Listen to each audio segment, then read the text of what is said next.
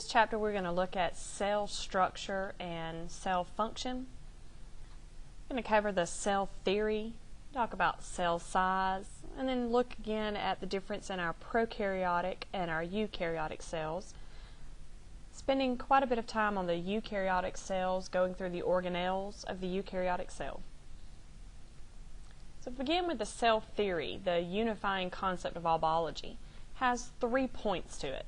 It says that all organisms are composed of cells, that cells are the basic unit of structure and function. A living thing that's functioning at minimum has to be composed of a cell. It also says that cells can only come from a pre-existing cell. In other words, they're self-reproducing. If you have a cell, it can produce another cell of its like. We also know that many cells are very, very, very small. Most of them are smaller than a millimeter. So let's kind of get a reference because we're not really good with the metric system. 1 inch equals 25.4 millimeters. So we're saying that most cells are smaller than 1 millimeter, or a 25th of an inch. So if you'll stop and kind of look at what you think represents an inch and realize that many cells are a 25th of that. Some are as small as a micrometer. We're talking a centimeter, a millimeter, back when we learned to convert, all the way down to a micrometer. So 1, 2, 3 more places. When you're saying that cells are small as a micrometer, it makes sense why most of our cells are microscopic. Now, why are cells so small? Well, cells need to be small so that they'll have an adequate surface area to exchange their waste and their nutrients. Adequate surface area is probably best explained if you'll think about taking a potato that you want to boil. We don't drop an entire potato down into a boiling pot of water. If so, it would take quite a long time to cook. Instead, we cube the potato into smaller pieces. Why? The smaller pieces have more surface area. They cook faster. Cells are no different. If you have smaller cells, then their surface area to volume ratio is such that they can exchange adequate nutrition and adequate waste. Now, occasionally, our cells are going to need modifications. They're going to need modifications because these cells are going to be responsible for absorbing something.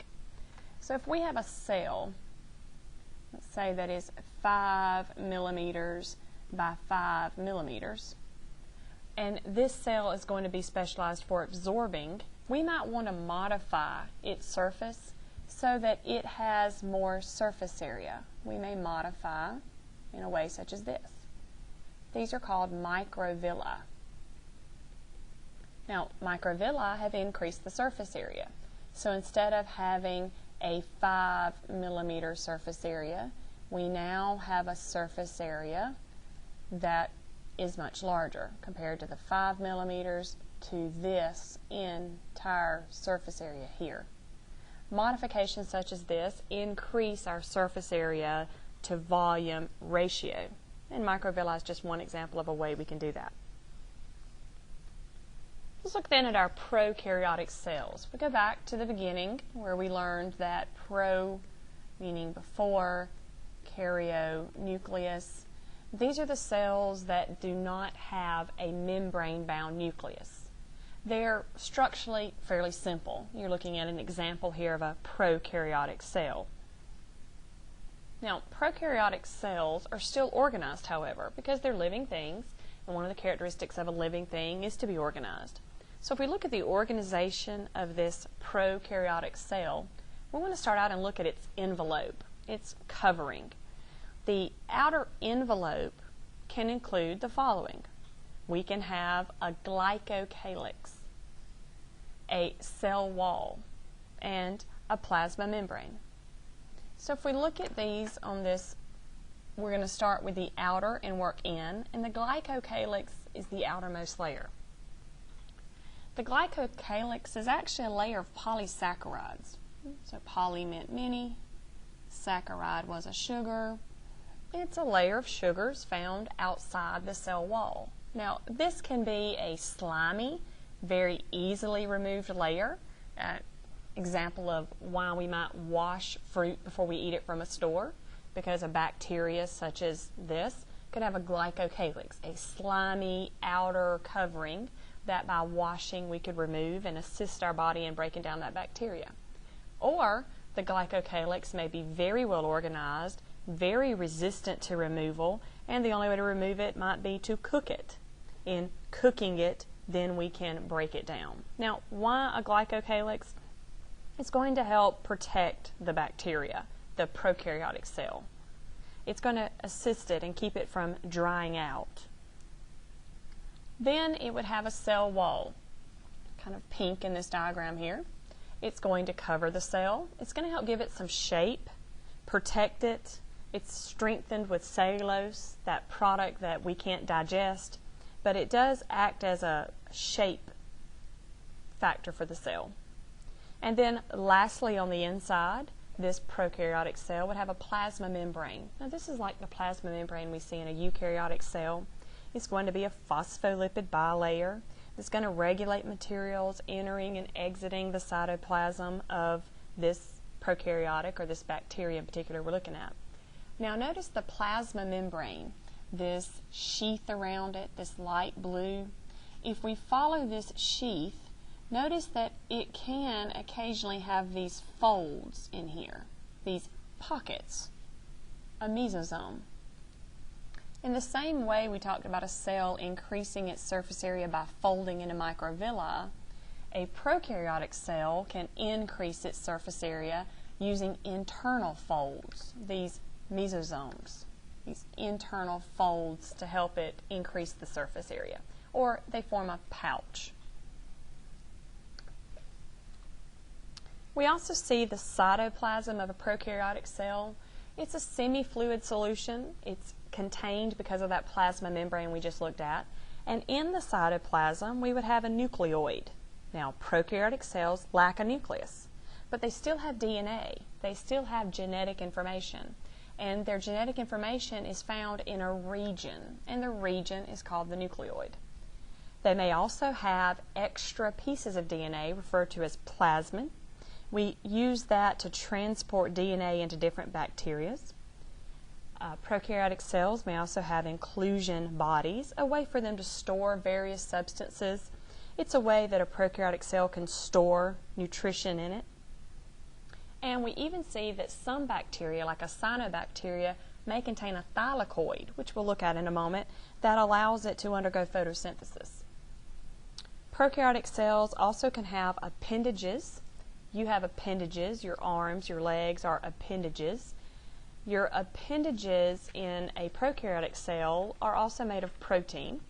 And we'll see most notably a flagella, which is a long structure that would provide motility, allow the prokaryotic cell to swim. They would have fimbriae. Now, fimbriae are like bristles. They may remind you of bristles on a brush, like a round hairbrush. If you'll think about like a sand spur, it's more of what fimbriae are like, because they sprout out from the cell surface and they allow this bacteria to stick to things, attach to things, much like a sand spur, a cucumber will attach to you if you walk through a patch. We'll also see that a lot of prokaryotic cells have sex pili, a rigid tube that they use to pass their DNA from cell to cell. All right, our eukaryotic cells. Our eukaryotic cells are those that do contain a true, that's what U means, nucleus, karyo. Now, the nucleus here has a membrane around it. Also, eukaryotic cells are unique because they are specialized organelles, organelles that have particular functions. Eukaryotic cells also contain a plasma membrane. It's going to separate the contents of the cell from the environment. It's a phospholipid bilayer like we saw in a prokaryotic cell. Some eukaryotic cells will also have a cell wall, some will not. Now, eukaryotic cells compared to prokaryotic are also quite a bit larger. Those specialized organelles dictate the cell be somewhat bigger. So let's look at the organelles. Why would a eukaryotic cell have organelles? Well, it's going to give it specific function, and we're going to see them compartmentalized or separated. It allows a eukaryotic cell to be larger than a prokaryotic, but still function. It also allows a eukaryotic cell to isolate the reactions going on within. We have two classes of organelles. We have organelles that communicate with each other. We call these the endomembrane system. They're within a membrane, they're connected by vesicles or channels, and they communicate with each other. The other are not connected, they're independent, they're self-sufficient, they're your energy-related organelles, the mitochondria and the chloroplast. Let's begin by looking at the nucleus, the command center. Usually near the center, it's going to contain your genetic information. It's going to synthesize your DNA, your RNA. It's going to make your ribosome parts. We do separate it from the cytoplasm by this double-layered nuclear envelope. Now, the nuclear envelope, however, is still perforated. It has pores, and these pores will allow material inside of the nucleus to be exchanged with material out in the cytoplasm. It'll allow the nucleoplasm to communicate with the cytoplasm, you could say. The nucleus also contains a material called chromatin inside of it. Chromatin is DNA and some associated proteins. It's what makes up your genes. It's your genetic code. Now, it will eventually condense down into a chromosome, but in a nucleus of a regular cell going about regular business, you're going to see DNA in the form of chromatin. We also see that we have ribosomes. Now, ribosomes are much larger in a eukaryotic cell than in a prokaryotic. Prokaryotic cells do have ribosomes, but in a eukaryotic cell, they're notably larger. They're going to assist us in protein synthesis. We're also going to see that ribosomes are actually made of ribosomal RNA, which is a large subunit and a small subunit. Now, these subunits are made back in our nucleus in a darkened region referred to as the nucleolus. This is our nucleolus. This is where we're going to make the parts of ribosomal RNA. So in the nucleolus, we're going to make these two parts, the large and the small subunit, and then after production, they're going to escape from a nuclear pore into the cytoplasm, and then we might find the ribosomes either alone, we call them free, or they might be attached to the endoplasmic reticulum. If they're attached to the endoplasmic reticulum, we refer to the endoplasmic reticulum as being rough. It looks somewhat studded by the ribosomes. If the ribosomes are free in the cytoplasm, they may be alone, or they may be a part of a group. And if they're a part of a group, we refer to them as a polyribosome. Poly meaning many. Let's look then at our endomembrane system. The organelles that are connected to each other within a membrane, they communicate with each other. This is the nuclear envelope that then blends into the endoplasmic reticulum, which blends into the Golgi apparatus, which then secretes vesicles to carry products throughout the cell. These are all connected. They all communicate. If you're looking at the structure of a cell, you can see that that nuclear envelope leads right into that endoplasmic reticulum.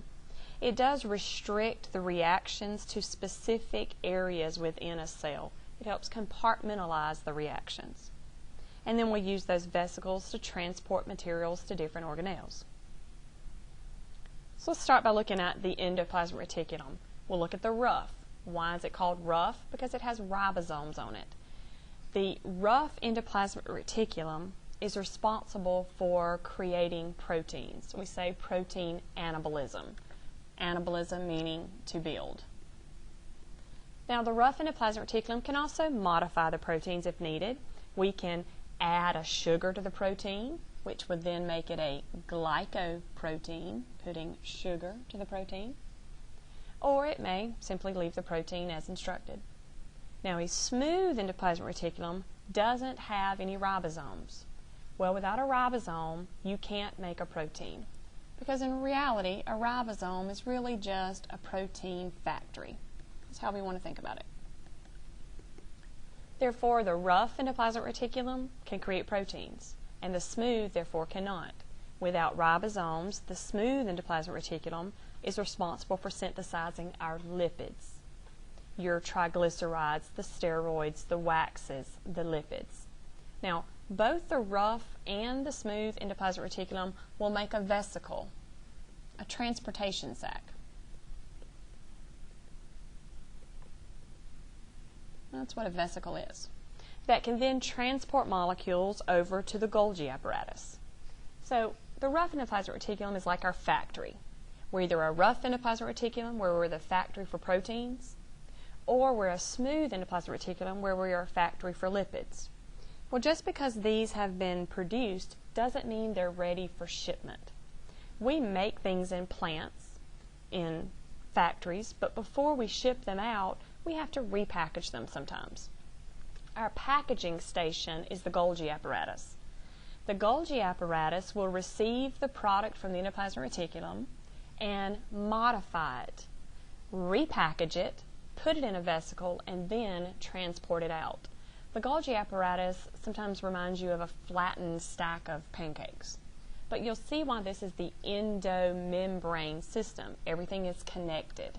Here's the nuclear envelope, connected straight to the endoplasmic reticulum.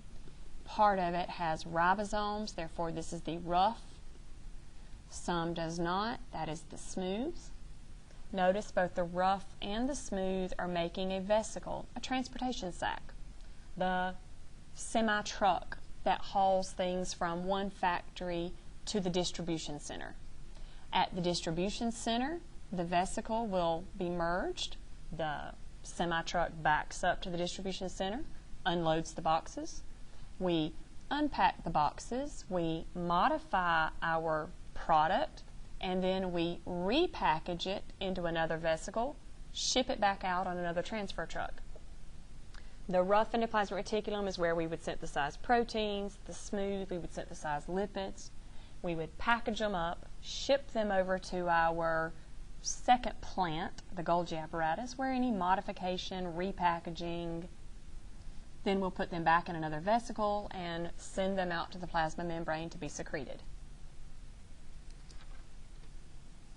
We also have lysosomes. Now these are only found in animals. We don't have these in plants. They are membrane-bound vesicles that the Golgi apparatus makes.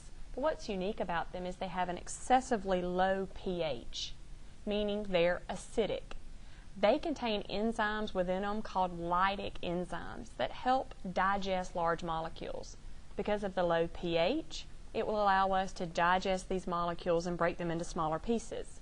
Now, sometimes these lytic enzymes are necessary for our programmed cell death called apoptosis. And apoptosis is the way the body gets rid of cells when they're no longer needed. They may not necessarily be damaged. It just may be time for those cells to quit working. It's a pre-programmed thing in the body, and it's carried out by these lysosomes. Sometimes you hear these referred to as a suicide sac. They're called a suicide sac because they contain the enzymes that can actually cause a cell to commit suicide. It can cause the cell to self-destruct. So if you get an overview of what these lysosomes do, you'll see that here is our nuclear envelope connected to our rough endoplasmic reticulum, connected to our smooth. Here is a lipid being transported over to the Golgi apparatus, where it'll be modified and repackaged, and then it will be shipped out of the cell. Or the Golgi apparatus may make a lysosome that contains a digestive enzyme. And this cell has engulfed something. These two will merge together. The low pH of the lysosomes will cause a breakdown of whatever that substance is that we brought into the cell. So the Golgi apparatus can either repackage and redistribute something brought to it by the endoplasmic reticulum, or it can make lysosomes, suicide sacs, that allow us to digest macromolecules or even worn out cells. Right, a peroxisome is also a vesicle. It also contains enzymes in it. These aren't quite the same low pH we saw, and these enzymes are very cell specific. Now, these are made by free ribosomes floating around in the cytoplasm, not by the endoplasmic reticulum. So why would we need these? We need these to help metabolize our lipids. Whereas a lysosome can metabolize and digest large molecules, recycle cells, a peroxisome is used for lipid metabolism. Occasionally we need to store something. We don't need to transport it to be dumped out or taken in, which is what a vesicle would do. We need to store it. A vacuole is just a larger sac than a vesicle when we need to store something that we have extra of. Plants have a really large vacuole in the middle where they store extra nutrition, particularly extra water. And that large central vacuole helps give that plant some rigidity, some structure, and allow it to stand. So a vacuole serves the same purpose as a vesicle, except that they're larger, they're more of a storage than a transportation sac. All right, our energy-related organelles. We're going to start with a chloroplast, which only occurs in a plant. Now, a chloroplast is going to use solar energy to make a carbohydrate. Now, we know as animals that we do not have a chloroplast because we can't go stand out in the sunlight and make that carbs. We have to eat our carbohydrates. However, a plant can produce its own carbohydrates. Now, this is not a part of the endomembrane system. These are not communicating.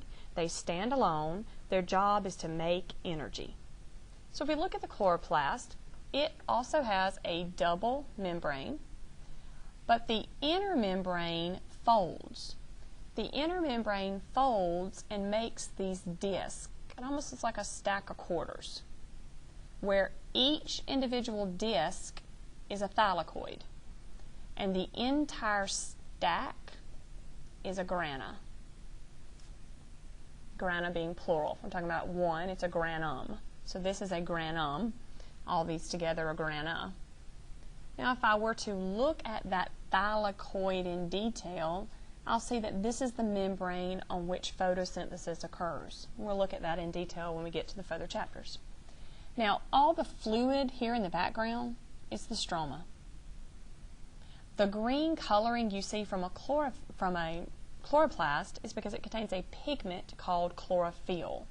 Chlorophyll is found only on this inner membrane that is stacked up in these stacks, these grana. It is that chlorophyll that allows this plant cell to absorb photosynthesis and create its own carbohydrate. And again, these only occur in a plant. All right, the mitochondria. We have mitochondria in both plants and animals. You'll see some similarities. There is a double membrane. We also see here, like a chloroplast, the inner membrane is folded. Now, anytime you see folding in a cell, it serves the same purpose. It is increasing the surface area. The reaction that goes on in the thylakoid of a chloroplast dictates increased surface area. We're talking photosynthesis. In a mitochondria, where we're going to make ATP, this folded membrane does the same thing. It increases our surface area, gives us more room to make ATP. Now, inside of a chloroplast, all the fluid was called stroma. Well, inside of here, our fluid is called the matrix. It's the fluid we find within this inner membrane. Mitochondria are nicknamed the powerhouse of the cell. They're the powerhouse because it's where we make our ATP. And ATP is the energy currency of the body. It's what the body uses to do any work.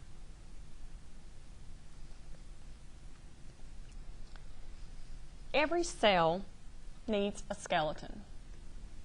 Site means cell. The skeleton indicates a framework. It gives it shape. It allows it to move. Think if we didn't have a skeleton, we'd be a big blob. No, it'd be a big blob, but we'd also not have the ability to move. So a skeleton provides anything shape and assist in movement. Now we have 6 major parts to our cytoskeleton. 3 of them are called macromolecular fibers, meaning they're big. The first is actin. Now, actin is a protein that makes up structures like pseudopods, little false feet, that allows structures to move like an amoeboid.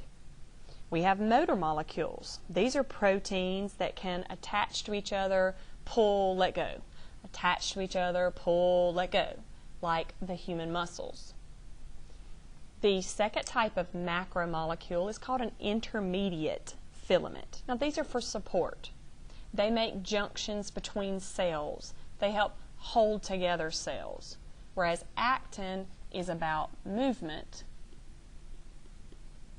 Intermediate is about support.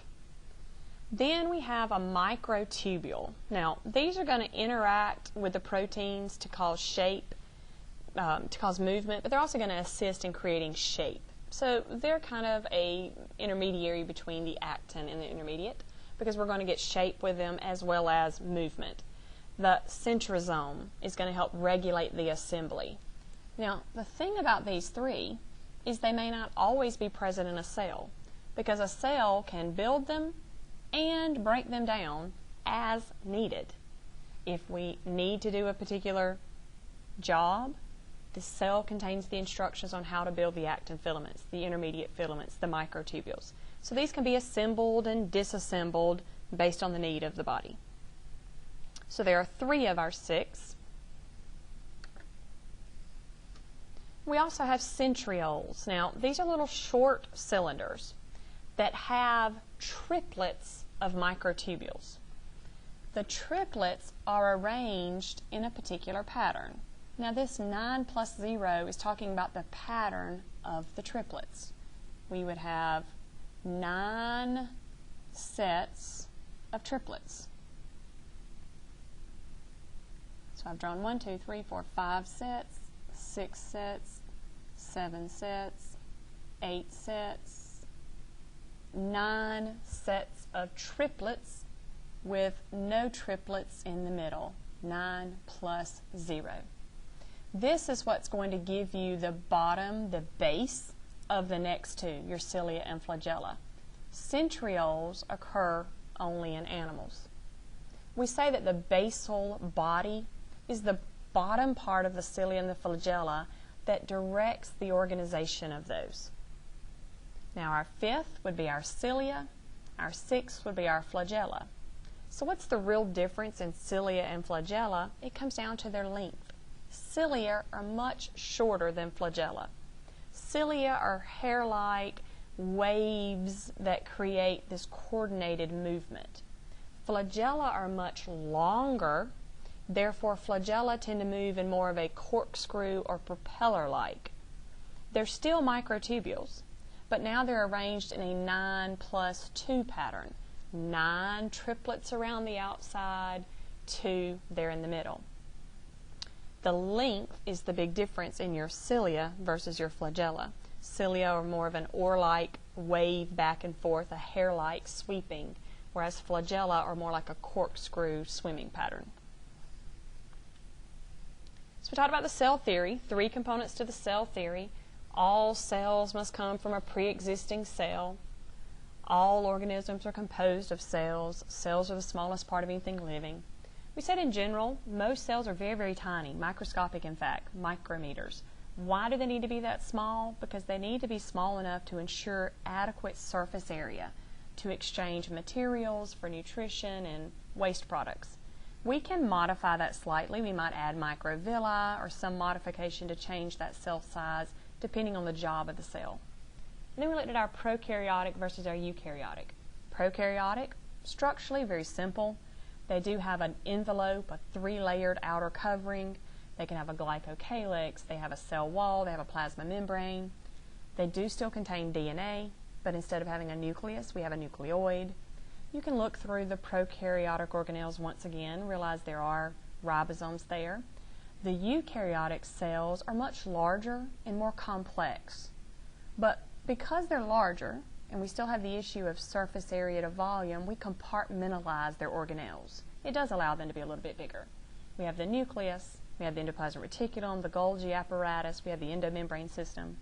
We had the energy-related organelles, the chloroplast, the mitochondria, and then we looked at the cytoskeleton, the structure, the 3 that can assemble and disassemble, and then the last 3 that we use for structure and movement.